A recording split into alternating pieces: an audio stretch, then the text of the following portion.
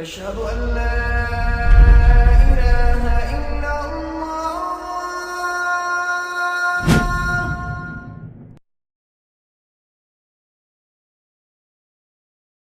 Raindrops media পরিবেশিত audio lecture series সিরাহ। এই সিরিজে আলোচিত হবে পৃথিবীর বুকে শ্রেষ্ঠতম মানুষ রাসূলুল্লাহ মুহাম্মদ সাল্লাল্লাহু আলাইহি ওয়াসাল্লামের জীবন কথা। ইন্নাল হামদালিল্লাহি ওয়াসসালাতু ওয়াসসালামু আলা রাসূলিল্লাহি ওয়া আলা আলিহি ওয়াসহাবিহি ওয়াসাল্লাম তাসলিমান কাসীরান মাজিদান ইলা ইয়াউমিদ্দিন, আম্মা বা'দ।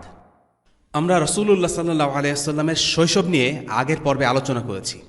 এই পর্বে আলোচনা হবে রাসূলুল্লাহ সাল্লাল্লাহু আলাইহি ওয়াসাল্লামের যৌবনের সময়টা থেকে শুরু করে নবুয়তের আগ পর্যন্ত ঘটে যাওয়া কিছু গুরুত্বপূর্ণ ঘটনা। যৌবনে রাসূলুল্লাহ সাল্লাল্লাহু আলাইহি ওয়াসাল্লামের বিশ্বাস ও চারিত্রিক শুদ্ধতার কিছু টুকরো ঘটনা আছে যা আমরা আলোচনা করব। রাসূলুল্লাহ সাল্লাল্লাহু আলাইহি ওয়াসাল্লামকে আল্লাহ সর্বদা হেফাজত করেছেন। তিনি যখন ছোট ছিলেন তখনও তিনি শিরকি বিশ্বাস ও সংস্কৃতি থেকে সুরক্ষিত ছিলেন।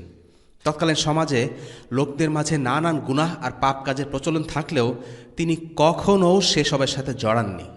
আল্লাহ সুবহানাহু ওয়া তাআলা তাকে সেসব কাজ থেকে দূরে রেখেছিলেন। প্রথম ঘটনা, এটা ঘটেছিল তখন যখন তিনি মেষ চড়াতেন। রাসূলুল্লাহ সাল্লাল্লাহু আলাইহি ওয়াসাল্লাম নিজেই সেই ঘটনা বর্ণনা করেছেন। তিনি বলেন, আমি ছিলাম একজন মেষপালক। একদিন আমি আমার এক মেষপালক বন্ধুকে বললাম, আজ রাতে আমি মক্কার আসরে যেতে চাই, যেখানে অন্য সকলে যায়। আমি সেখানে গিয়ে দেখতে চাচ্ছিলাম তারা সেখানে কি করে। তাই আমার বন্ধুকে বললাম, আমি না আসা পর্যন্ত যেন সে আমার মেষগুলোকে দেখে রাখে। সে রাজি হলো। আমি মক্কায় তাদের আসরের কাছে গেলাম। যেই না আমি সুরেলা ধ্বনি শুনলাম, আল্লাহ আযজা ওয়া জাল সাথে সাথে আমার কান বন্ধ করে দিলেন এবং আমি গভীর ঘুমে ঢলে পড়লাম।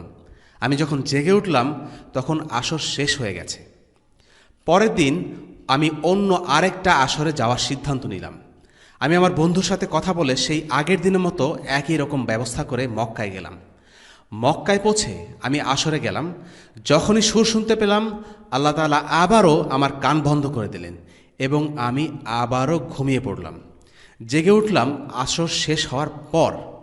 আর তখন আমি উপলব্ধি করলাম যে এটা আল্লাহর তরফ থেকে আমার জন্য এক বিশেষ নিদর্শন। দ্বিতীয় ঘটনাটি বর্ণনা করেছেন যায়েদ বিন হারিসা। যায়েদ ছিলেন রাসূলুল্লাহ সাল্লাল্লাহু আলাইহি ওয়াসাল্লামের পালক সন্তান।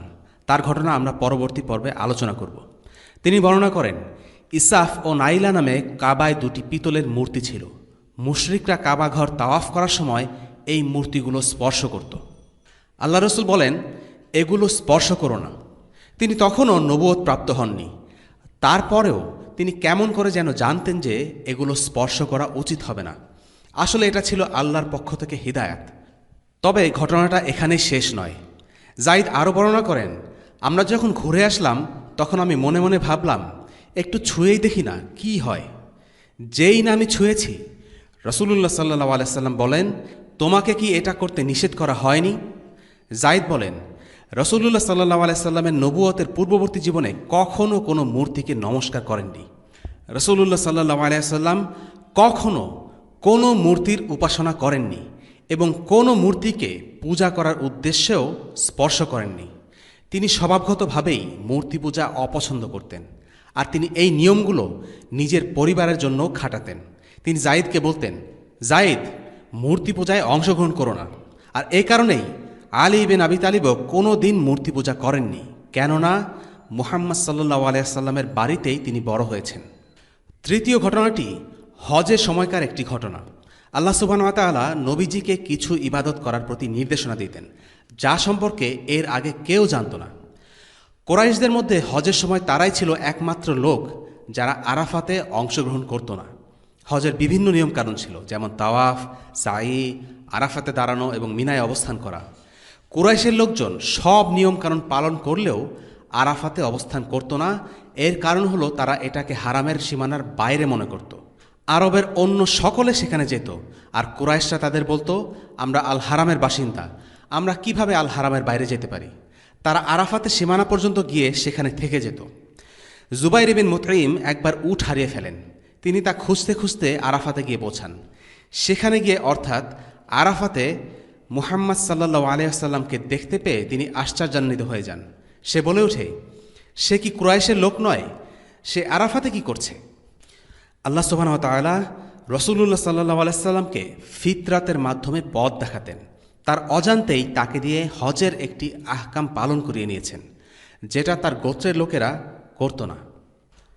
মেষ পালন সকল নবীর পেশা। নবীজি সাল্লাল্লাহু আলাইহি সাল্লামের প্রথম পেশা ছিল মেষ পালন। সহিহ বুখারীর ইজারা অধ্যায়ের একটি হাদিস থেকে আমরা জানতে পারি, রাসূলুল্লাহ সাল্লাল্লাহু আলাইহি সাল্লাম বলেন, আল্লাহ এমন কোনো নবী পাঠাননি যিনি মেষ পালক ছিলেন না। তার সাথীরা জিজ্ঞেস করেন, আর আপনি?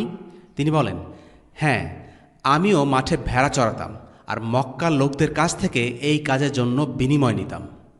দ্বিতীয় আরেকটি বর্ণনা আছে, সেটি সহিহ বুখারীর আম্বিয়াদের কাহিনী অধ্যায়ে। ঘটনাটি ঘটেছিল একটি জিহাদের অভিযানে। জাবির বিন আব্দুল্লাহ বর্ণনা করেন, আমরা আর আল্লাহ রসুল সাল্লাল্লাহু আলাইহি সাল্লাম ছিলাম আর আরাক গাছের ফল সংগ্রহ করছিলাম। রাসূলুল্লাহ সাল্লাল্লাহু আলাইহি সাল্লাম আমাদের বললেন, কালো রঙের ফলগুলো বেছে নাও, ওগুলোই সবচেয়ে ভালো। সাহাবীরা তখন জিজ্ঞেস করলেন, আপনি কি মেষ চড়াতেন ইয়া রাসূলুল্লাহ? রাসূলুল্লাহ সাল্লাল্লাহু আলাইহি সাল্লাম তখন উত্তর দিলেন, এমন কোনো নবী ছিলেন না যিনি মেষ চড়াননি। প্রসঙ্গক্রমে জেনে রাখা ভালো যে এই আরাক গাছের মূল বা শিকড় দিয়েই মিসওয়াক তৈরি করা হয়। আরবিতে কাবাসা এবং বাংলায় পিলু গাছ বলা হয়। তৃতীয় আরেকটি হাদিস আছে মুসনাদে ইমাম আহমদে। সেই হাদিসে বলা হয়েছে, মূসাকে যখন পাঠানো হয়েছিল তখন তিনি ছিলেন রাখাল, যখন দাউদকে পাঠানো হয়েছিল তখন তিনি ছিলেন রাখাল, আর রসুলুল্লাহ ছিলেন আইজাদ উপত্যকার রাখাল। এরপরে তিনি রসুল হয়েছেন। বিস্ময়কর ব্যাপার হলো, প্রত্যেক নবী একজন মেষপালক ছিলেন। আল্লাহ তাআলা সব নবীকেই এই কাজটির মধ্য দিয়ে প্রশিক্ষণ দিয়েছেন। মেষ চড়ানোর এই কাজ থেকে নবীগণ অনেকগুলো শিক্ষা লাভ করেছিলেন। প্রথমত, সবচেয়ে গুরুত্বপূর্ণ শিক্ষাটি হল দায়িত্ববোধ। রাসূলুল্লাহ সাল্লাল্লাহু আলাইহি সাল্লাম বলেন, তোমরা সকলেই হলে মেষপালক এবং তোমরা তোমাদের পালের ব্যাপারে দায়িত্ববান। উদাহরণস্বরূপ, মুসলিমদের জন্য দায়িত্বশীল হলেন তাদের ইমাম, পরিবারের জন্য দায়িত্বশীল পরিবারের কর্তা ইত্যাদি। প্রত্যেক ব্যক্তি কোনো না কোনো কিছুর ব্যাপারে বা অন্যের ব্যাপারে দায়িত্বশীল। একজন মেষপালক সাধারণত ভেড়ার মালিকের চাকরি করে, তাই তারা ভেড়ার মালিকের কাছে পশুদের ব্যাপারে জবাবদিহি করতে বাধ্য থাকে। মালিকের কাছে গিয়ে এই কথা বলার সুযোগ নেই যে, ভুল হয়ে গেছে, আমি আপনার একটা ভেড়া হারিয়ে ফেলেছি। ভেড়া যদি নিজের দোষেও হারিয়ে যায়, তবুও তার জন্য মেষপালকই দায়ী থাকবে। তার দায়িত্বে থাকা অবস্থায় ভেড়া যা কিছুই হোক, তার দায়ভার মেষপালকের। দুর্ঘটনা কেন ঘটেছে, কিভাবে ঘটেছে, তা মুখ্য নয়। একজন নেতার জন্য দায়িত্বশীলতা অতীব গুরুত্বপূর্ণ বিষয়। নেতা তার দলের ব্যাপারে দায়িত্বশীল। আল্লাহ তাআলা নবীদেরকে উম্মতের নেতা হিসেবে প্রেরণ করেছেন, তাই তারা উম্মার জন্য হিসাব দিতে বাধ্য থাকবেন। এছাড়াও রাসূলুল্লাহ সাল্লাল্লাহু আলাইহি সাল্লামের নবুয়তের আগেই তার মধ্যে আমরা দায়িত্ববোধের পরিচয় দেখতে পাই। আমরা জানি, মা ও দাদার মৃত্যুর পর রাসূলুল্লাহ সাল্লাল্লাহু আলাইহি সাল্লামকে বাবার আদর দিয়ে বড় করেছেন তার চাচা আবু তালিব।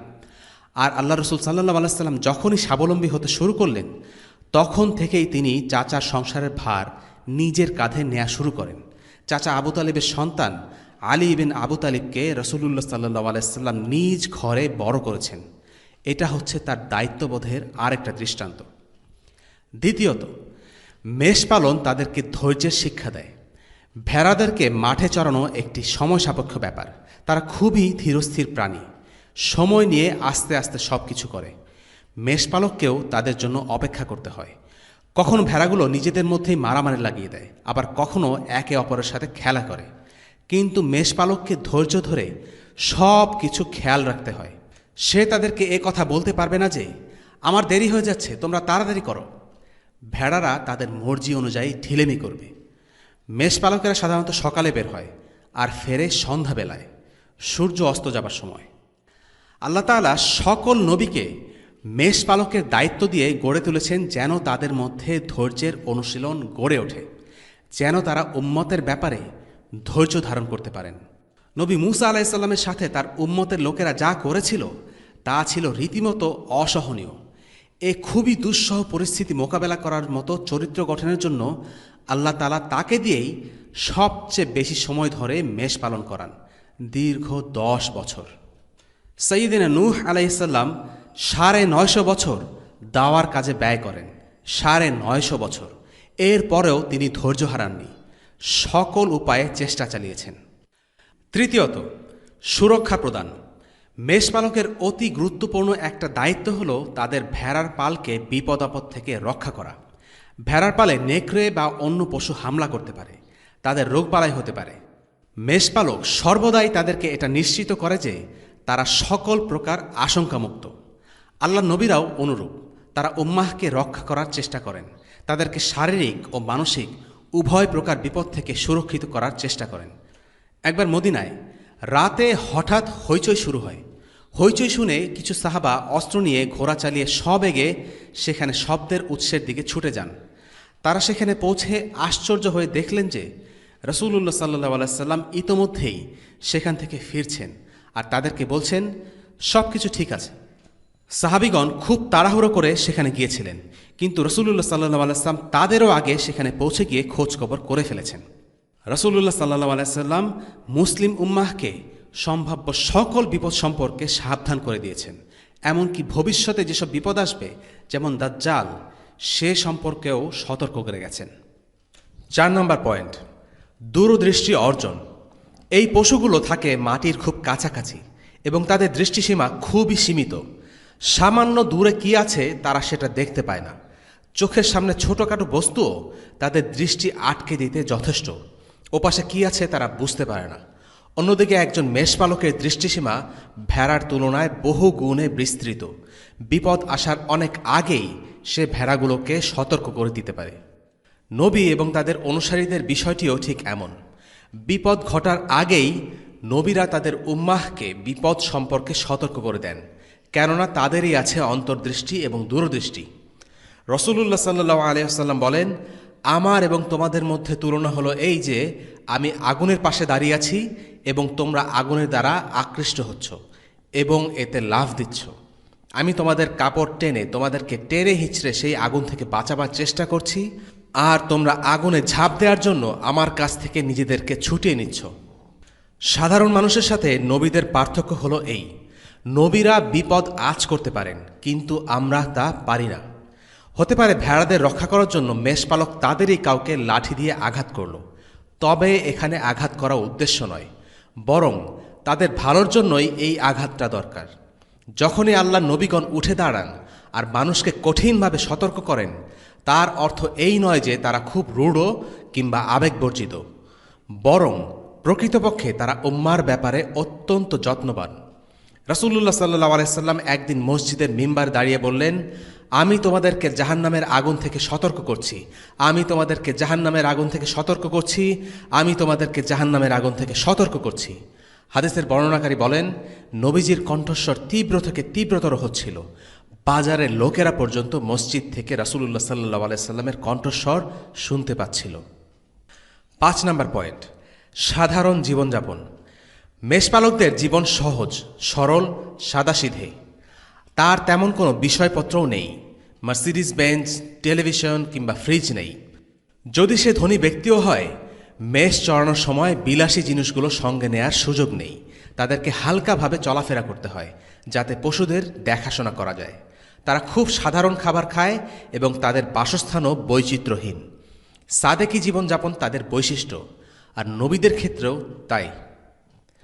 6 নম্বর পয়েন্ট, মেষ পালনের অভ্যাস মানুষকে বিভিন্ন পরিবেশে মানিয়ে নিতে শেখায়। রৌদ্রতপ্ত গরম, মুষলধারে বৃষ্টি, ঝড়ো হাওয়া কিংবা জমে যাওয়া ঠান্ডাতেও মেষপালককে প্রথমে তার পশুপালকে রক্ষা করতে হয় এবং সব শেষে নিজেকে সামলাতে হয়। রাসূলুল্লাহ সাল্লাল্লাহু আলাইহি ওয়াসাল্লামকে অনেক ভ্রমণ করতে হতো। দাওয়াত এবং জিহাদের জন্য বিভিন্ন রকম আবহাওয়ার সম্মুখীন হতে হয়েছে। 7 নম্বর পয়েন্ট, আল্লাহর সৃষ্টির কাছাকাছি থাকা। এটা মানুষকে পৃথিবীর কৃত্রিমতা থেকে দূরে সরিয়ে রাখে, প্রকৃতির নির্মলতার কাছাকাছি নিয়ে যায়। যখন কেউ মরুভূমিতে আল্লাহর সৃষ্টিকে নিয়ে পড়ে থাকে, তা তাকে মেকি দুনিয়া থেকে দূরে সরিয়ে রাখবে। কৃত্রিমতাপূর্ণ জীবনযাপন করতে করতে মন, মগজ, চিন্তা চেতনায় একটা ক্ষত সৃষ্টি হয়। ইট পাথরের এই পৃথিবীতে প্রায় সব কিছুই কৃত্রিম, সব কিছুই সৃষ্টির স্বাভাবিক বিন্যাসের বিরুদ্ধে। মানুষ সৃষ্টি হয়েছে মাটি থেকে, প্রকৃতি মানুষের অস্তিত্বে মিশে আছে। এই কৃত্রিমতা ভরা পৃথিবী মানুষকে আল্লাহর বিশাল সৃষ্টির ব্যাপারে উদাসীন করে রাখে। সে সাধারণভাবে চিন্তা করতে ভুলে যায়, দুনিয়া নিয়ে ব্যস্ত হয়ে যায়। পবিত্র কোরআনে আল্লাহ তাআলা অনেক সৃষ্টি সম্পর্কে বলেছেন। সূর্য, চাঁদ, তারা, জান্নাত, পাহাড়, পর্বত, নদী, গাছপালা, গরু, মশা, মেঘ, বৃষ্টি, কত কিছু স্মরণ করিয়ে দিয়েছেন তার কোনো ইয়ত্তা নেই। আল্লাহর সৃষ্টি হচ্ছে আয়নার মতো, যেখানে আল্লাহর গুণগুলো প্রতিফলিত হয়। আল্লাহর সৃষ্টির দিকে তাকানোর মতো করে তাকালেই আল্লাহর গুণ সম্পর্কে জানা যায়। একজন নবী এভাবেই আল্লাহর সৃষ্টি নিয়ে গভীরভাবে চিন্তা ভাবনা করতেন। 8 নম্বর পয়েন্ট, মেষ পালনের পেশা একটি রুক্ষ ধরনের পেশা। সারাটা দিন ঘরের বাইরে থেকে সন্ধ্যাবেলা ক্লান্ত হয়ে ঘরে ফেরা। রাসূলুল্লাহ সাল্লাল্লাহু আলাইহি সাল্লামের জন্ম অভিজাত বংশে হয়েছিল সত্যি, কিন্তু তিনি ধনী ঘরের দুলাল ছিলেন না। রূপার চামচ মুখে নিয়ে আরাম আয়েশে বড় হননি। তিনি তার ক্যারিয়ার শুরু করেছিলেন একদম জিরো থেকে, একজন রাখাল হিসাবে। কোনো কিছুই তিনি রেডিমেড পাননি। এর পেছনে একটি হিকমা হলো, যারা পরিশ্রম করে বড় হয় তারা সাধারণত বাস্তবতা সম্পর্কে ভালো জ্ঞান রাখে এবং আল্লাহর নিয়ামতের কদরও করতে পারে। 9 নম্বর পয়েন্ট, মেষ পালনের আরেকটি শিক্ষা হলো মর্যাদা। হালাল কাজ করে অর্থ কামাই করে অন্যের মুখাপেক্ষী না হয়ে নিজের দেখভাল করার মধ্যে আলাদা একটা মর্যাদা আছে। নিজের কামাই করা অর্থের পরিমাণ কম হলেও তার মধ্যে মর্যাদা লুকায়িত আছে। তাকে অন্যের উপর নির্ভরশীল হতে হয় না। আর যখন কাউকে অন্যের উপর নির্ভরশীল হতে না হয়, তখন আল্লাহর উপর তাওয়াক্কুল করে, আর সে স্বাধীনভাবে কাউকে তোয়াক্কা না করে সত্য কথা বলার সাহস অর্জন করে। যে কোনো নবীর জন্য এটা অপরিহার্য। একজন দায়ী বা আলিম যদি সরকারের অধীনে চাকরি করেন, তাহলে সরকারের সমালোচনা করা তার জন্য রীতিমতো অসম্ভব। কেননা সত্য বললেই তাদের চাকরি হারাবার ভয় থাকে। আমাদের ইতিহাসে আমরা দেখি সত্যান্বেষী ও সত্যভাষী আলিমরা, যেমন ইমাম আবু হানিফা রহিমাহুল্লাহ, ইমাম ইবন তাইমিয়া রহিমাহুল্লাহর মতো আলিমরা সবসময় সরকারি পদ বা কর্তৃপক্ষের উপর নির্ভরশীলতা থেকে যোজন যোজন দূরত্ব বজায় রেখে স্বাধীনভাবে চলতেন। কারণ তারা জানতেন কারো অধীনস্থ হয়ে তার চোখে চোখ রেখে কথা বলা যায় না। প্রত্যেক নবীর দাওয়াতে আমরা দেখি তারা কখনো মানুষের কাছে বিনিময় চাননি। তারা মানুষকে ইসলামের দিকে আহ্বান করেছেন, আর এর বিনিময় চেয়েছেন আল্লাহর কাছ থেকে। এরকমটি বর্ণিত আছে পবিত্র কোরআনে। আর হে আমার সম্প্রদায়, আমি তো এজন্য তোমাদের কাছে কোনো অর্থ চাই না। আমার পারিশ্রমিক তো আল্লাহর জিম্মায় রয়েছে। আমি কিন্তু ঈমানদারদের তাড়িয়ে দিতে পারি না। তারা অবশ্যই তাদের পালনকর্তার সাক্ষাৎ লাভ করবে। বরঞ্চ তোমাদেরই আমি অজ্ঞ সম্প্রদায় দেখছি। সূরা হুদ আয়াত 29। সর্বশেষ এবং 10 নম্বর পয়েন্ট, মেষপালন রাখালের মধ্যে বেশ কিছু গুরুত্বপূর্ণ গুণের বিকাশ ঘটায়। মেষপালককে তার ভেড়ার পালের যত্ন নিতে হয়, তাদের প্রতি নমনীয় হতে হয়। একই সাথে তাকে হতে হয় সাহসী। কেননা ভেড়ার পালকে নেকড়ে বা বিপদ থেকে রক্ষা করার দায়িত্ব তার। একদল ভেড়াকে সারাদিন দেখাশোনা করার কাজটা সুটেড বুটেড কোনো কর্পোরেট জব নয়, বরং এটা মাটি আর কাদার মাঝে কাজ। এই কাজ করতে গিয়ে শরীরে ধুলা লাগে, ময়লা লাগে, আর এই ধরনের কাজ মানুষের অন্তর থেকে অহংকার আর ঔদ্ধত্যকে দূরীভূত করে, তার মধ্যে নম্রতার জন্ম দেয়, আর মানুষের প্রকৃত দুর্বল অবস্থানকে অনুভব করার সুযোগ দেয়। নবীরা মেষপালক হবার মাধ্যমেই এমন দরকারি সব শিক্ষা গ্রহণ করেছিলেন। উট, গরু বা ছাগল নয়, তারা ছিলেন মেষপালক। উট বা গরুর তুলনায় ভেড়া অনেক বেশি দুর্বল, সহজেই শিকারীর ফাঁদে পড়ে। তাদের জন্য প্রয়োজন অত্যাধিক যত্ন ও সুরক্ষা। শয়তানের ব্যাপারে মানুষ এই ভেড়াগুলোর মতোই দুর্বল। শয়তান মানুষকে অতি সহজেই প্রলুব্ধ করতে পারে, আক্রমণ করতে পারে। রাসূলুল্লাহ সাল্লাল্লাহু আলাইহি সাল্লাম যখন শয়তান হতে সাবধান করতে চাইতেন, তিনি তার নিজের অভিজ্ঞতা থেকে বলতেন, তোমরা দলবদ্ধভাবে থাকো, কারণ নেকড়ে দলছুট ভেড়াকেই কামড়ে খায়। রাসূলুল্লাহ সাল্লাল্লাহু আলাইহি সাল্লাম মেষ পালনের অভিজ্ঞতা থেকে বুঝেছিলেন যে নেকড়ে কেবলমাত্র সেই ভেড়াকে আক্রমণ করে যে দল থেকে আলাদা হয়ে গেছে, পুরো দলকে সে কখনো আক্রমণ করে না। এখানে আরেকটি গুরুত্বপূর্ণ বিষয়, ভেড়ার পালকরা সাধারণত উট বা অন্যান্য পশুপালকের চেয়ে বেশ আলাদা স্বভাবের হয়। ভেড়ারা নরম প্রকৃতির প্রাণী, স্নেহের কাঙ্গাল। তাদেরকে দয়া মায়া দিয়ে পালতে হয়, কঠোর আচরণ করা যায় না। এমনি করে মেষ পালকরাও খুব সদয় ও দয়ালু হবার শিক্ষা পায়। আল্লাহ তাআলা নবীদেরকে মেষ পালনের অনুশীলন করান, যেন তারা তাদের অনুসারীদের প্রতি সহানুভূতিশীল হতে পারেন। মেষ বা ভেড়ার ক্ষেত্রে যেমন, উটের ক্ষেত্রে ঠিক তার উল্টোটা। উট খুবই উদ্ধত একটা প্রাণী। উটের প্রতি নরম হলেই সে সরলতার সুযোগ পাবে। উটকে তাই খুব কঠোরভাবে শাসন করতে হয়। এ কারণে উট পালকরা রূঢ় আর কর্কশ স্বভাবের হয়। মানুষ তার পেশা বা প্রফেশন দ্বারা প্রভাবিত হয়। শিক্ষকদের আচরণ পিতৃসুলভ হয়ে থাকে। ডাক্তাররা তাদের লেখার ক্ষমতা হারিয়ে ফেলে। আবার অন্যভাবে বলা যায়, চারিত্রিক বৈশিষ্ট্য ও ব্যক্তিত্ব মানুষের পেশাকে প্রভাবিত করে, কারণ মানুষ তার চারিত্রিক বৈশিষ্ট্যের উপর ভিত্তি করে পেশা নির্বাচন করে থাকে। আর সেই পেশা বেছে নেওয়ার ফলে তার ওই বৈশিষ্ট্যগুলো আরও প্রকটভাবে তার মাঝে বিকশিত হয়। মুসলিমদের তাদের কাজের ধরন সম্পর্কে সচেতন হতে হবে। মাথায় রাখতে হবে যে তাদের পেশা ও কাজ তাদেরকে প্রভাবিত করতে পারে। এই মেষ পালনকে পেশা হিসেবে নির্বাচন করার হিকমা নিয়ে আলেমদের বক্তব্য আছে। যেমন ইবনে হাজার আল আসকালানি ছিলেন সালাফাস সালেহিনদের সময়কার একজন প্রসিদ্ধ আলেম। তিনি তার হাদিসের ব্যাখ্যা নিয়ে লেখা বই ফাতহুল বারীতে উল্লেখ করেন, নবুয়তের পূর্বে নবীদের মেষপালক হিসেবে কর্মরত থাকার পেছনে হিকমা হল তারা পশুর পালকে চালাতে দক্ষতা অর্জন করতেন। কেননা পরবর্তীতে তাদের নিজ নিজ জাতির পরিচালনা করার দায়িত্ব নিতে হবে। পশুপালন একজন মানুষকে সহনশীল ও দয়ালু হওয়ার শিক্ষা দেয়, ধৈর্যের শিক্ষা দেয়। যখন একজন মেষপালক তার পশুর পালকে এক স্থানে জড়ো করে কিংবা পুরো পালকে এক জায়গা থেকে আরেক জায়গায় নিয়ে যায়, তখন তাকে তাদের সকলের বৈশিষ্ট্য ও স্বভাবের দিকে খেয়াল রাখতে হয়। সেই সাথে নজর রাখতে হয় যেন কোনো শিকারী পশু তাদেরকে আক্রমণ করতে না পারে। এমনি করে সে একটি জাতিকে নেতৃত্ব দেওয়ার প্রয়োজনীয় দক্ষতা অর্জন করে, ভেতর বাহির সব রকম শত্রুর হাত থেকে নিরাপত্তা দেওয়ার যোগ্যতা লাভ করে। মেষপালক হওয়ার মাধ্যমে এভাবেই নবীরা তাদের জাতিকে নেতৃত্ব দেওয়ার সময় ধৈর্য ধারণ করা শিখেছেন, বিভিন্ন ঘরানার মানুষের মনস্তত্ত্ব বুঝতে শিখেছেন, আর শিখেছেন দুর্বলদের প্রতি দয়া প্রদর্শন করতে আর ক্ষমতাসীনদের গুড়িয়ে দিতে। আল্লাহ কেন গরু বা উটের বদলে ভেড়ার পালক হিসেবে তার নবীদেরকে নিয়োজিত করেছেন? এর কারণ হলো ভেড়ারা খুবই দুর্বল প্রাণী, তাদের অতিরিক্ত যত্ন ও দিক নির্দেশনার প্রয়োজন হয়। অন্যান্য পশুর তুলনায় ভেড়ার পালকে সামলে রাখা অত্যন্ত কঠিন, কেননা তারা খুব সহজেই এদিক ওদিক হেঁটে হারিয়ে যেতে পারে। আর সমাজে মানুষের অবস্থানও ঠিক একই রকম। আর তাই এটা মহান আল্লাহ আজ্জা ওয়া জালালের পরম প্রজ্ঞা যে তিনি নবী রাসূলদেরকে একইভাবে প্রশিক্ষণ দিয়েছেন। সমসাময়িক আরেকজন লেখক মোহাম্মদ আব্দুহ এক্ষেত্রে মন্তব্য করেন, দ্বীন ইসলামের আদর্শ শ্রেষ্ঠত্ব লাভ করে সেই সব চিন্তাবিদ, নির্ভীক, মেধাবী মানুষদের দ্বারা যারা সৎ ও ন্যায়পরায়ণ। দুশ্চরিত্র মানুষদের সাথে থেকে কেউ ইসলামকে নিজের মাঝে ধারণ করতে পারে না। মুসলিমদের জন্য এটা খুবই জরুরি যে তারা মানুষের স্বভাবজাত সদ্গুণকে নিজের মধ্যে ধারণ করার চেষ্টা করবে।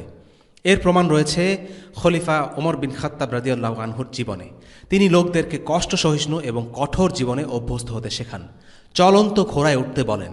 এটা এজন্য যেন লোকজন দীর্ঘ আরাম আয়েশের জীবন আকাঙ্ক্ষা না করে এবং বদভ্যাস যেন তাদেরকে পেয়ে না বসে। আবার এর মানে এই নয় যে শহুরে জীবন ছেড়ে ছুড়ে চলে আসতে হবে। বিষয়টা হলো সেসব দুনিয়াবী বিষয় ত্যাগ করতে হবে যেগুলো নিজের মাঝে থাকলে ইসলামের জন্য কষ্ট স্বীকারের ইচ্ছেটুকু নষ্ট হয়ে যায়। মুহাম্মদ আব্দুহ ওপরের মন্তব্যটি করেন রাসূলুল্লাহ সাল্লাল্লাহু আলাইহি সাল্লামের পেশা হিসেবে মেষ পালন বেছে নেওয়া এবং প্রাথমিক জীবনে তার মরুভূমিতে বেড়ে ওঠা নিয়ে। এই কাজগুলোর ফলে রাসূলুল্লাহ সাল্লাল্লাহু আলাইহি সাল্লামের মধ্যে কষ্ট ও ত্যাগ স্বীকারের অভ্যাস গড়ে ওঠে, নবুয়তের মিশনের জন্য তাকে উপযুক্ত করে তোলে।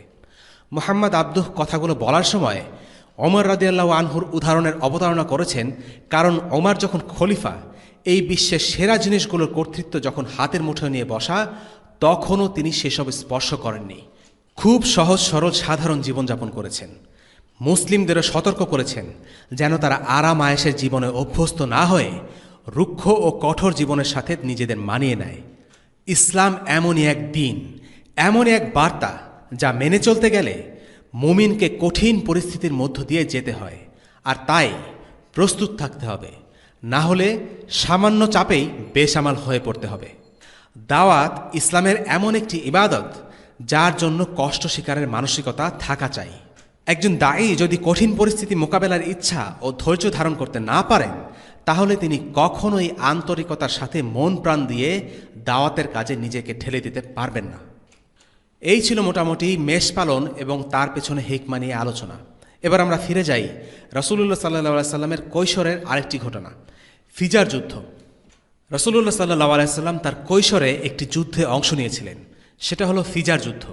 তখন তার বয়স কত ছিল তা নিশ্চিতভাবে বলা যায় না, তবে ধারণা করা হয় সেটা 14-15 বা এরকম। এর কারণ সেই যুদ্ধে তিনি সরাসরি অংশ নেননি, তবে তীর জড়ো করে সাহায্য করেছেন। সেখান থেকে আন্দাজ করা যায় এই যুদ্ধের সময় তিনি পূর্ণ যৌবনে উপনীত হননি। ফিজার যুদ্ধ ছিল কোরাইশ এবং হাওয়াজিনদের মধ্যে একটি রক্তক্ষয়ী যুদ্ধ। জাহিলিয়াতে আরবে অন্যান্য যুদ্ধের মতো খুব তুচ্ছ ঘটনা থেকে এই যুদ্ধের সূত্রপাত, আর এক পর্যায়ে এই যুদ্ধ প্রকট আকার ধারণ করে। ঘটনাটির সূত্রপাত হয় একটি হত্যাকাণ্ডকে কেন্দ্র করে। কিনানা গোত্রের এক লোক হাওয়াজিন গোত্রের এক লোককে হত্যা করে। কিনানা গোত্র হচ্ছে একটি বিশাল গোত্র। কোরাইশরা ছিল এই কিনানা গোত্রেরই একটা অংশ।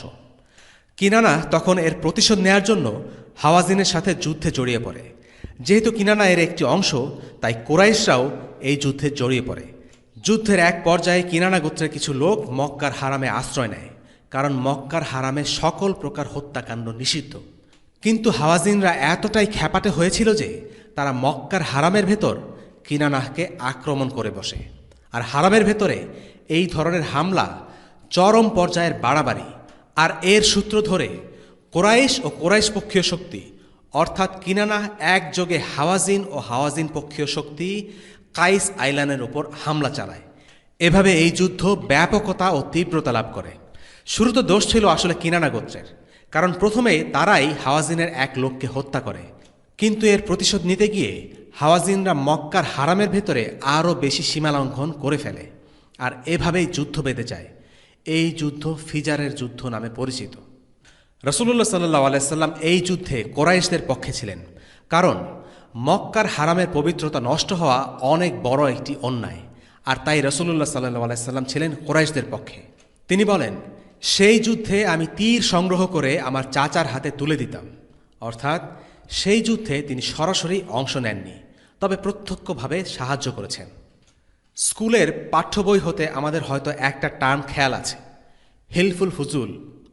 রাসূলুল্লাহ সাল্লাল্লাহু আলাইহি সাল্লামের প্রাথমিক জীবনে ঘটে যাওয়া ঘটনাগুলোর মধ্যে একটি গুরুত্বপূর্ণ ঘটনা হলো হিলফুল ফুজুলের চুক্তি। এর পেছনে একটা গল্প আছে। ইয়েমেনের জাবিদ নামের এক এলাকা থেকে এক লোক ব্যবসা করতে মক্কায় আসে। তার ব্যবসায়ের পণ্য সামগ্রী সাহাম গোত্রের এক স্বনামধন্য ব্যক্তি আল আস বিন ওয়াইল কিনে নেয়, টাকা পরিশোধ করে দেওয়ার প্রতিজ্ঞাও করে। কিন্তু কিছু সময় পর গড়িমসি আরম্ভ করে, লোকটাকে পাওনা বুঝিয়ে দিতে অস্বীকৃতি জানায়। ইয়েমেনি লোকটি মক্কায় ভিনদেশী। আল আস আশা করেছিল যে লোকটি হয়তো কিছুদিনের মধ্যে চলে যাবে, আর সেই সুযোগে আল আস তার টাকা আত্মসাৎ করবে। কিন্তু ইয়েমেনি লোকটি এত সহজে গেল না। সে হক আদায় না করে নড়বে না। মক্কায় মানুষের ভিড়ের মাঝে গিয়ে সে দৃষ্টি আকর্ষণ করার চেষ্টা শুরু করলো। হে মক্কাবাসী, আমি তোমাদের দেশে এসে জুলুমের শিকার হয়েছি, অন্যায়ের শিকার হয়েছি। হে লোক সকল, তোমরা কে আছো যে আমার পাশে দাঁড়াবে? তোমরা কি তোমাদের এই দেশে অন্যায়কে প্রশ্রয় দেবে? তার আবেগী কথা শুনে কুরাইশদের কিছু গোত্র জড়ো হয়ে একটা চুক্তি করল। চুক্তির কথা ছিল, মক্কার দুর্বল ও নিপীড়িত মানুষের অধিকার কেউ ছিনিয়ে নিতে পারবে না। চুক্তিতে অংশ নেয়া গোত্রগুলোর একটি ছিল নবীজি সাল্লাল্লাহু আলাইহি সাল্লামের পরিবার। নবীজি সাল্লাল্লাহু আলাইহি সাল্লাম সেই সময় কিশোর, কিন্তু আব্দুল মুত্তালিব তাকেও সভায় নিয়ে যান। সভা অনুষ্ঠিত হয় আব্দুল্লাহ ইবনে জাদানের বাড়িতে। সে ছিল খুবই উদার প্রকৃতির মানুষ, অন্যের প্রতি সহানুভূতিশীল, মানুষের অধিকারের ব্যাপারে সোচ্চার। তার সম্মানে সে বাড়িতেই তারা সভার আয়োজন করল। সভায় চুক্তি হলো যে তারা সকলে একত্রিত হয়ে মজলুমদের অধিকার রক্ষার ব্যাপারে সোচ্চার হবে। এই ঘটনা নবুয়তের আগেই ঘটেছিল, আর চুক্তিটাও মুশরিকদের মধ্যকার একটি চুক্তি।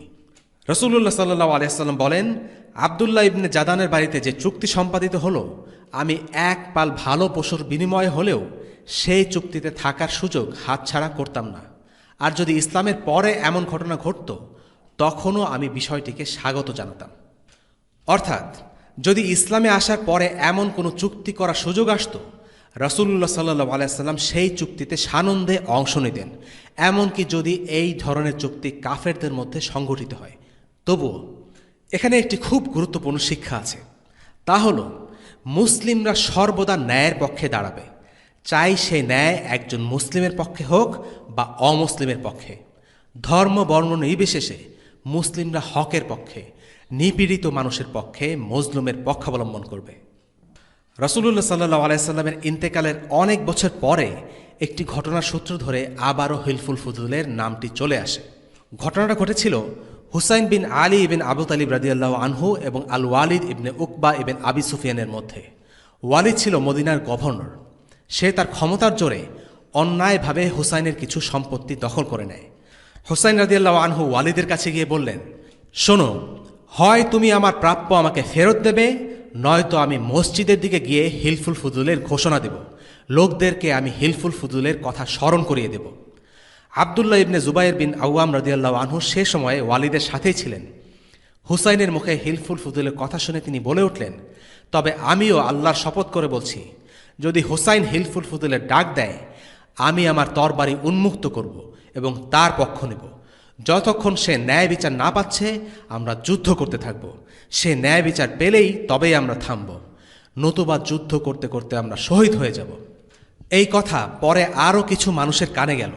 তারাও উত্তেজিত হয়ে একই রকম বিবৃতি দিল।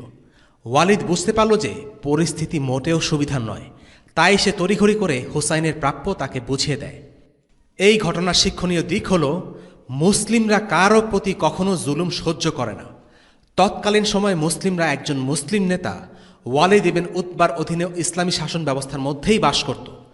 তবুও তারা হকের জন্য তাদের নেতার বিরুদ্ধে দাঁড়িয়েছিল। শায়েখ মুহাম্মদ গাজ্জালি এই ব্যাপারে মন্তব্য করেন, এই চুক্তি অর্থাৎ হিলফুল ফুজুল আমাদের সামনে একটি বিষয় তুলে ধরে, রাত যত গভীর হোক না কেন, শাসক যতই অত্যাচারী হোক না কেন, উন্নত চরিত্র সব সময়ই কিছু না কিছু মানুষের মধ্যে বিদ্যমান থাকবে। তারা সুবিচার ও ন্যায়ের জন্য উঠে দাঁড়াবে। আল্লাহ তাআলা ভালো কাজে সহযোগিতা করাকে একজন মুসলিমের উপর একান্ত কর্তব্য হিসেবে নির্ধারণ করেছেন। وتعاونوا على البر والتقوى ولا تعاونوا على الإثم والعدوان واتقوا الله إن الله شديد العقاب। সৎকর্ম ও তাকওয়ায় তোমরা পরস্পরের সহযোগিতা করো, মন্দ কর্ম ও সীমালঙ্ঘনে পরস্পরের সহযোগিতা করো না, আর আল্লাহকে ভয় করো, নিশ্চয়ই আল্লাহ কঠোর শাস্তিদাতা। সূরা আল মাইদা আয়াত 2। যে কোনো মুসলিম দলের জন্য হিলফুল ফুজুল বা এ ধরনের কোনো চুক্তিতে অংশগ্রহণ বৈধ, কেননা এ সকল চুক্তির আসল উদ্দেশ্যই হল জুলুমের অপসারণ, যা পালনের মাধ্যমে ইসলামী একটি দায়িত্বের বুনিয়াদ দৃঢ় হয়। মুসলিমদের জন্য অন্য ধর্মবিশ্বাসীদের সাথে জুলুমের অপসারণ কিংবা জালিমের বিরুদ্ধে অবস্থান নেয়ার উদ্দেশ্যে চুক্তি করা বৈধ, যদি সেখানে ইসলামের জন্য এবং মুসলিমদের জন্য কোনো কল্যাণ থেকে থাকে। যেহেতু রাসূলুল্লাহ সাল্লাল্লাহু আলাইহি সাল্লাম ইসলামের আগমনের পরেও এই ধরনের চুক্তিতে যোগ দেওয়ার ইচ্ছা প্রকাশ করেছেন, সুতরাং তা মুসলিমদের জন্যও বৈধ। তাহলে হিলফুল ফুজুল থেকে আমরা কি কি শিক্ষা পাই? প্রথম শিক্ষা, ইসলাম ইনসাফের কদর করে। ইসলাম এমন একটা মূল্যবোধ যা সর্বাবস্থায় প্রশংসনীয়, যেটা মুসলিমরা করুক অথবা অমুসলিমরা করুক। হিলফুল ফুজুল ইসলাম পূর্ব জাহিলি যুগের একটা ঘটনা, কিন্তু তবুও রাসূলুল্লাহ সাল্লাল্লাহু আলাইহি সাল্লাম সেটার প্রশংসা করেছেন। তার মানে ইনসাফ হলো এমন একটা কাজ যা আপেক্ষিক বিষয় নয়, বরং স্থান কাল পাত্র ছাড়িয়ে এটা একটা প্রশংসনীয় কাজ। দ্বিতীয় শিক্ষা, হিলফুল ফুজুল থেকে আমরা আরও দেখতে পাই, জাহিলিয়াতের সেই অন্ধকার যুগেও কিছু ভালো মানুষ ছিল। সেই হানাহানি আর বিচারহীনতার সংস্কৃতিতেও এমন কিছু মানুষ ছিল যারা সুবিচার চাইত, যদিও তারা ছিল কাফের। হিলফুল ফুজুল হলো জাহিলিয়াতের মরুভূমিতে এক চিলতে মরুদ্যান। তবে মানুষের মধ্যে কল্যাণবোধ বা কল্যাণকামিতা থাকার অর্থ এই নয় যে এই কল্যাণবোধই তাদের দুনিয়া ও আখিরাতের জীবনের জন্য যথেষ্ট, যেমনটা আজকালকার হিউম্যানিস্ট বা মানবতাবাদীরা বিশ্বাস করে। তারা মনে করে প্রতিটি মানুষ যদি ভালো হয়ে যায় তাহলেই দুনিয়ার জীবন খুবই সুখী সুন্দরভাবে চলবে। কিন্তু এই ধারণা কেবল অবাস্তবই নয়, ভুলও বটে। কারণ মানুষ যখন ভালো এবং মন্দের সংজ্ঞা বানায়, তখন সে নিজের সুবিধা আর স্বার্থের কথা মাথায় রেখেই সেই সংজ্ঞা তৈরি করে। আবার তারা নিজেরাই এই সংজ্ঞা একসময় বদলে ফেলে। এর কারণ হচ্ছে, মানুষের মধ্যে সহজাতভাবে কল্যাণবোধ যেমন আছে, তেমনি আছে স্বার্থপরতা, সংকীর্ণতা আর পক্ষপাতিত্ব। আর তাই মানুষের বিবেক মানুষকে পুরোপুরি সঠিক পথের সন্ধান দিতে পারে না। মানুষের ভালো মন্দের সংজ্ঞা আপেক্ষিক বা রিলেটিভ। স্থান কাল পাত্র ভেদে বদলে যায়। এই সংজ্ঞা পরম বা অ্যাবসোলিউট কিছু নয়। অন্যদিকে আমরা মুসলিমরা বিশ্বাস করি পূর্ণাঙ্গ গাইডেন্স বা চূড়ান্ত সফলতার পথ আমরা চিনতে পারব একমাত্র রিসালাতের আলোয়। আল্লাহ রসুল সাল্লাল্লাহু আলাইহি সাল্লাম যে হুদা বা পথ নির্দেশ নিয়ে এসেছেন সেটা অনুসরণ না করলে দুনিয়া এবং আখিরাতে শান্তি প্রতিষ্ঠিত হবে না।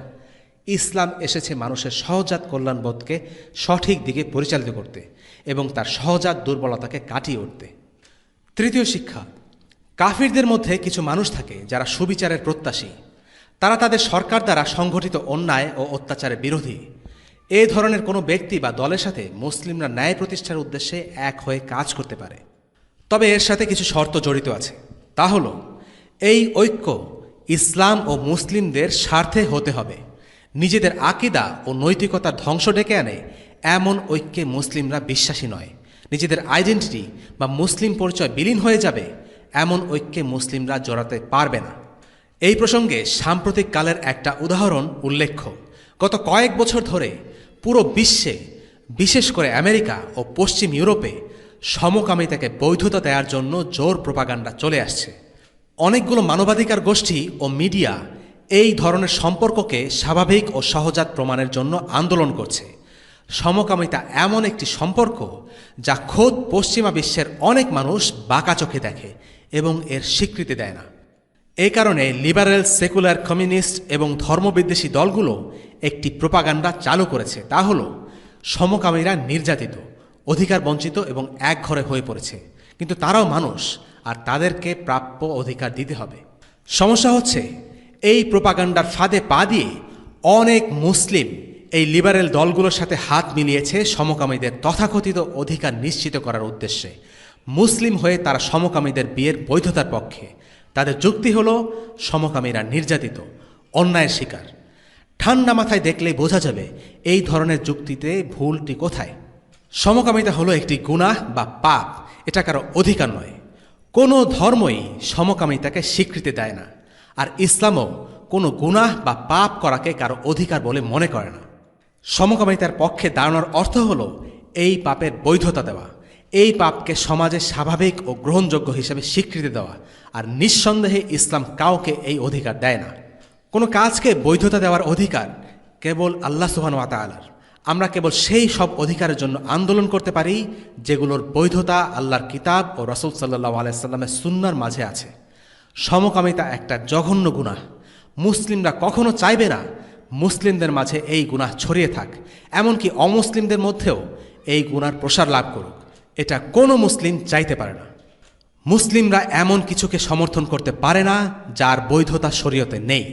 দুর্ভাগ্যক্রমে একদল মুসলিম যারা দিন সম্পর্কে তেমন কোনো জ্ঞানই রাখে না, তারা এই ধরনের ফাঁদে পা দিচ্ছে, নিজেদের নৈতিকতা আর বিশ্বাসকে কম্প্রোমাইজ করছে। লক্ষ্য করুন, নিজেদের বিশ্বাসের ব্যাপারে কিন্তু লিবারেল বা সেকুলাররা কোনো ছাড় দিচ্ছে না। যদি তাদের বলা হয় বহুবিবাহ মুসলিমদের অধিকার, কাজেই তোমরা এই অধিকার আদায়ের জন্য মুসলিমদের পক্ষ নিয়ে এক হয়ে আন্দোলন করো, তাহলে কিন্তু কোনো লিবারেল বা সেকুলার গ্রুপ এগিয়ে আসবে না, কারণ তারা তাদের নীতিতে অটল। অথচ পরাজিত মানসিকতার মুসলিমরা, যাদের আমরা মডারেট মুসলিম বলে থাকি, তারাই আগ বাড়িয়ে নিজেদের নীতিতে ছাড় দিচ্ছে, ইসলামকে কাটছাঁট করছে, পাপের কাজে সায় দিয়ে নিজেদের মুসলিম পরিচয়ে নিজেরাই কালিমা লাগাচ্ছে। চতুর্থ শিক্ষা, একজন মুসলিমের উচিত সমাজে ইসলাম ও মুসলিমদের ব্যাপারে একটি ইতিবাচক ইমেজ তৈরিতে সচেষ্ট হওয়া। একজন মুসলিমের উচিত নিজের এমন একটি ব্যক্তিত্ব গড়ে তোলা যার কল্যাণ ও ইতিবাচক প্রভাবের জন্য মানুষ তাকে সম্মান করে। আমরা দেখতে পাচ্ছি, যখন ইসলামের আবির্ভাব হয়নি তখনও আল্লাহ রাসূল সাল্লাল্লাহু আলাইহি সাল্লাম ছিলেন সবার মাঝে সেরা। তাকে বলা হতো আল আমিন, সেই বিশ্বস্ত ব্যক্তি। মানুষ তাকে ভালোবাসত, তাকে সম্মান করত। তার সাথে মানুষ শত্রুতা করেছে, তার বিরুদ্ধে যুদ্ধ করেছে, কিন্তু তার চরিত্র নিয়ে একটিও বাজে কথা কখনো বলতে পারেনি। এই সুযোগ তিনি তাদের কখনো দেননি।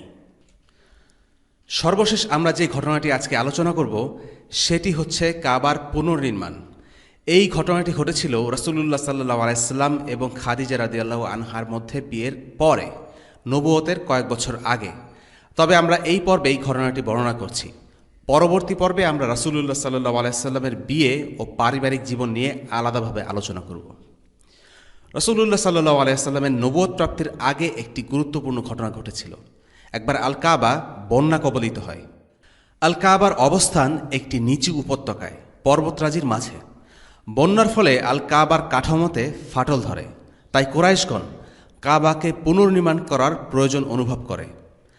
আল কাবা মোট 4 কিংবা 5 বার পুনর্নির্মিত হয়েছে।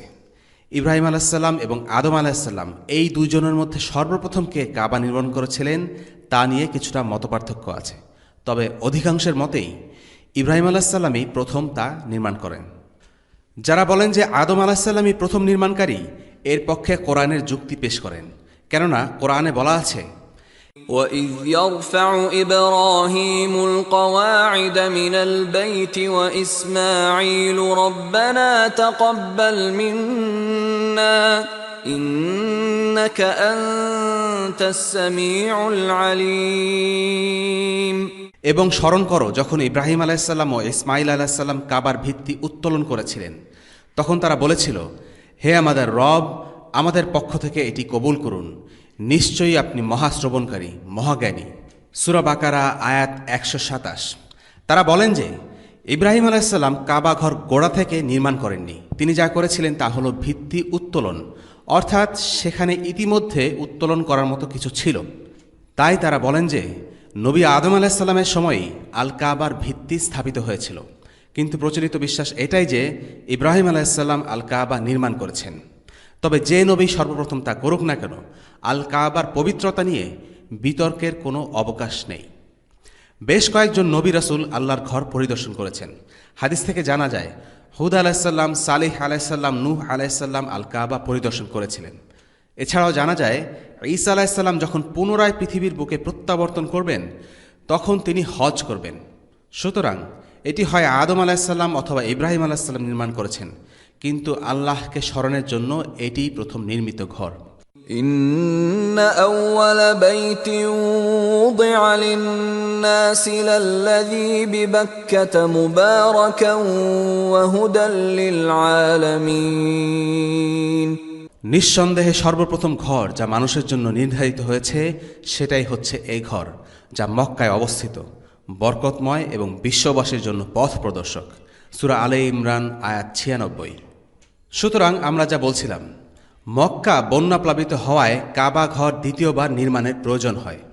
কুরাইশরা এটিকে পুনর্নির্মাণ করতে চেয়েছিল, তাই কাবা ঘরের পুরনো ইমারতটি ভেঙে ফেলার প্রয়োজন পড়ল। কিন্তু তারা কেউই এই পদক্ষেপটি নিতে সাহস পাচ্ছিল না। তারা তাদের সব যন্ত্রপাতি নিয়ে আল কাবার চারপাশে অপেক্ষা করছে, কিন্তু কেউই সামনে গিয়ে এটি ভাঙ্গার কাজটি শুরু করতে চাচ্ছিল না। সেই সময়ে মুশরিক হওয়া সত্ত্বেও তারা আল কাবাকে এতটা শ্রদ্ধা ও সম্মান করত। তারা সত্যি সত্যি আল্লাহকে ভয় পেত। তারা বিশ্বাস করত যে এটি ভেঙে ফেললে মারাত্মক বিপদ হতে পারে। অতঃপর তাদের মধ্যে একজন বলল যে সে এই কাজটি শুরু করবে। তাই পরদিন ভোরে সে তার পুত্রদের নিয়ে আল কাবার পাথরসমূহ সরাতে শুরু করল আর বলতে থাকল, হে আল্লাহ, তুমি ভয় পেও না, আমরা তোমার ভালো চাই। এখানে লক্ষণীয় আল্লাহ সম্পর্কে তাদের ভ্রান্ত বিশ্বাস। তারা ভাবত যে এসব বলে তারা আল্লাহকে শান্ত করছে। আল্লাহ সুবহানাহু ওয়া তাআলা সব কিছু জানেন। মানুষ কেন কোন কাজটা করছে তাকে মুখে বলে দেওয়ার প্রয়োজন নেই, তিনি অন্তরের খবর রাখেন।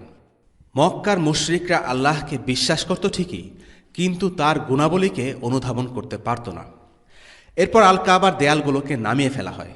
তখন মক্কার অদূরে অবস্থিত লোহিত সাগর বন্দরে রোমের একটি জাহাজ নোঙর করে। তারা সেই জাহাজের কিছু কাঠ নিয়ে আসে। ওই জাহাজে আগত এক রোমান নির্মাতার সাহায্যে আল কাবার পুনর্নির্মাণ সম্পন্ন করে। জাহাজ থেকে নিয়ে আসা ওই কাঠ দিয়েই প্রথমবারের মতো আল কাবার ছাদ নির্মিত হয়েছিল। কুরাইশরা খুব ভালোভাবে জানত যে সুদের অর্থে ভালো কিছু নেই, আর তারা সিদ্ধান্ত নিয়েছিল যে শুধুমাত্র হালাল অর্থ দিয়েই আল কাবার নির্মাণ কাজ সম্পাদিত হবে। সেই সময়ে পতিতাবৃত্তি বহুল প্রচলিত ব্যবসা হওয়া সত্ত্বেও তারা সুদ অথবা পতিতাবৃত্তি থেকে অর্থ কোনোভাবেই ব্যবহার করবে না বলে মনস্থ করে। মানুষ সেই সময় থেকে জানত যে এভাবে অর্জিত অর্থে কোনো কল্যাণ নেই, অথচ তারপরেও তারা অর্থ উপার্জনের খাতিরে তাদের কৃতদাস মেয়েদেরকে দিয়ে পতিতাবৃত্তিসহ আরও বিভিন্ন রকম কাজ করাত। অর্থের সংকুলান না হওয়ার কারণে তারা কাবার একটি দিক কমিয়ে আনতে বাধ্য হয়েছিল। অর্থ বাঁচানোর জন্য কাবাকে আয়তাকার না বানিয়ে বর্গাকার বানিয়েছিল। আল কাবার যে অংশটিকে তারা বানাতে পারেনি সেই অংশটি এখন আল হিজর বা হাতিম নামে পরিচিত। আল কাবার 2টি ফটক ছিল, তারা বানিয়েছিল একটি, আর তারা এর দোরগোড়াকে উঁচু করে বানিয়েছিল। তাই এখন কাবার দরজার কাছে যেতে হলে উপরে উঠতে হয়। আল্লাহ রসুল সাল্লাল্লাহু আলাইহি সাল্লাম স্ত্রী আয়েশা রাদিয়াল্লাহু আনহাকে বলেছিলেন, তুমি কি জানো না যে তোমাদের সম্প্রদায়ের আল কাবা নির্মাণের ব্যয়ভার বহন করার জন্য পর্যাপ্ত তহবিল ছিল না? তোমাদের সম্প্রদায় নমুসলিম না হলে আমি আল কাবাকে ভেঙে এর পূর্ব ও পশ্চিম দিকে একটি করে দরজা নির্মাণ করে দিতাম। আমি আল হিজরকে আল কাবার অন্তর্ভুক্ত করতাম। রাসূলুল্লাহ সাল্লাল্লাহু আলাইহি সাল্লাম মক্কাতে প্রবেশের পরপরই আল কাবাকে তার প্রকৃত ভিত্তির উপর পুনর্নির্মাণের কথা ভেবেছিলেন, কিন্তু এরপর তিনি আয়েশা রাদিয়াল্লাহু আনহাকে বললেন, আমি এই কাজটি করব না শুধু এই কারণে যে কুরাইশরা সবেমাত্র মুসলিম হয়েছে, তাদের ইসলাম এখনও ভঙ্গুর, ঈমান দুর্বল, আর এখন যদি আমি আল কাবাকে পুনর্নির্মাণ করি তা তাদের অনুভূতিকে আঘাত করবে। রাসূলুল্লাহ সাল্লাল্লাহু আলাইহি সাল্লামের এই কথার মাঝে একটি গুরুত্বপূর্ণ শিক্ষা আছে, তা হল ইসলামের দায়ীদের উচিত সমসাময়িক মানুষদের মানসিকতাকে বিবেচনায় রাখা। রাসূলুল্লাহ সাল্লাল্লাহু আলাইহি সাল্লাম কাবার পুনর্নির্মাণ করতে আগ্রহী ছিলেন, তবুও তিনি তা করেননি, কারণ তিনি সেখানকার মানুষের ঈমানে কোনরূপ আঘাত করতে চাননি। আব্দুল্লাহ বিন মাসউদ রাদিয়াল্লাহু আনহু একটি চমৎকার কথা বলেছেন, তুমি যদি মানুষকে এমন কোনো কথা বলো যা তাদের বোধগম্য নয়, তাদের স্বল্পবুদ্ধি বা ঈমানের কারণে তারা বুঝতে পারে না, তখন তা তাদের জন্য ফিতনা হতে পারে। অর্থাৎ এমন হতে পারে যে একটি বিষয় সম্পূর্ণ সত্য এবং বৈধ, কিন্তু সেটা শোনার জন্য মানুষ এখনও প্রস্তুত নয়, তখন সে বিষয়ক তথ্য উল্টো ক্ষতির কারণ হয়ে দাঁড়ায়। রাসূলুল্লাহ সাল্লাল্লাহু আলাইহি সাল্লাম কাবার পুনর্নির্মাণে অংশগ্রহণ করেছিলেন। সেই সময় তার বয়স ছিল 35-এর কাছাকাছি। কুরাইশরা কাবার পুনর্নির্মাণের কাজ শুরু করার পর কালো পাথর বসানোর বিষয়টি সামনে এলে সমস্যা বেঁধে যায়। সবাই কালো পাথর যথাস্থানে রাখার মর্যাদা পেতে চায়। বনু আব্দুদ্দার তার গোত্রের সমস্ত লোকজনকে এক করে রক্তে পূর্ণ একটি পাত্র নিয়ে কাবার সামনে উপস্থিত হয়। পাত্রটি সবার সামনে রেখে তারা হাত ডুবিয়ে আবার হাত বের করে নেয়।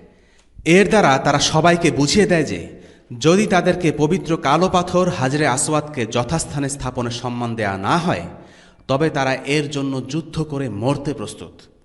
অন্যরাও দমবার পাত্র না। এই দৃশ্য দেখে উল্টো আরেক গোত্র তাদের রক্তের পাত্র এনে একইভাবে যুদ্ধের অঙ্গীকার করে। অন্যান্য গোত্র একই রকম অঙ্গীকার করল। 4-5 দিন যাবৎ এই নিয়ে ঝগড়া চলতে থাকে। অবশেষে তাদের মধ্যকার বয়োজ্যেষ্ঠ ব্যক্তি উমাইয়া বলেন, আসুন আমরা সকলে এই বিষয়ে সম্মত হই যে আগামীকাল ভোরে মসজিদুল হারামের দরজা দিয়ে যিনি প্রথম প্রবেশ করবেন তার ফয়সালা আমরা সবাই মেনে নেব। পরদিন ভোরে মুহাম্মদ সাল্লাল্লাহু আলাইহি সাল্লাম সর্বপ্রথম মসজিদুল হারামে প্রবেশ করেন। তখন তারা সবাই দাঁড়িয়ে বলে, ইনিই তো সত্যনিষ্ঠ ও বিশ্বস্ত, আমরা তার সিদ্ধান্ত মেনে নেওয়ার ব্যাপারে সম্মতি দিলাম। তারা মসজিদুল হারামে প্রবেশকারী প্রথম ব্যক্তিকে সম্পূর্ণ কর্তৃত্ব দিবে বলে সম্মত হয়েছিল ঠিকই, কিন্তু সেই ব্যক্তি মুহাম্মদ সাল্লাল্লাহু আলাইহি সাল্লাম হওয়ায় তারা পুরোপুরি নিশ্চিত ও খুশি হয়েছিল, কারণ তারা জানত যে তিনি কখনোই পক্ষপাতিত্ব করবেন না, আর তাই তারা তার হাতে সম্পূর্ণ কর্তৃত্ব ন্যস্ত করেছিল। রাসূলুল্লাহ সাল্লাল্লাহু আলাইহি সাল্লাম তাদেরকে একটা চাদর আনতে বলেন। এরপর নিজ হাতে হাজরে আসওয়াদ উঠিয়ে সেই চাদরের মাঝখানে রাখেন। অতঃপর বিদ্যমান গোত্রসমূহের নেতাগণকে সেই চাদরের কিনারা ধরতে বললেন। তারা সবাই একই সময়ে চাদরটি উঁচিয়ে ধরল। এভাবে প্রত্যেকটি গোত্রই পবিত্র কালো পাথর হাজরে আসওয়াদ উত্তোলনে অংশ নেয়। যখন তারা সবাই পাথরটি উঁচিয়ে ধরে তার নির্ধারিত জায়গায় নিয়ে যায়, তখন রাসূলুল্লাহ সাল্লাল্লাহু আলাইহি সাল্লাম তার পবিত্র হাত দিয়ে হাজরে আসওয়াদকে যথাস্থানে স্থাপন করেন। অর্থাৎ রাসূলুল্লাহ সাল্লাল্লাহু আলাইহি সাল্লামই হাজরে আসওয়াদকে তার নির্ধারিত জায়গায় স্থাপন করলেন। এভাবে দ্বিতীয়বারের মতো কাবা নির্মিত হয়। রাসূলুল্লাহ সাল্লাল্লাহু আলাইহি সাল্লাম বলেছিলেন যে যদি কুরাইশরা সেই সময় নমুসলিম না হতো, তাহলে তিনি অবশ্যই আল কাবাকে ইব্রাহিম আলাইহিস সালামের দেয়া ভিত্তির উপর পুনর্নির্মাণ করতেন। এর বেশ কয়েক বছর পর আব্দুল্লাহ বিন জুবাইর রাদিয়াল্লাহু আনহু মক্কার আমির পদে আসীন হন। আয়েশা রাদিয়াল্লাহু আনহু তার খালা হওয়ার সুবাদে তিনি এই হাদিস সম্পর্কে জানতেন। আব্দুল্লাহ বিন জুবাইরের মা আসমা বিনতে আবি বকর ছিলেন আয়েশার বোন।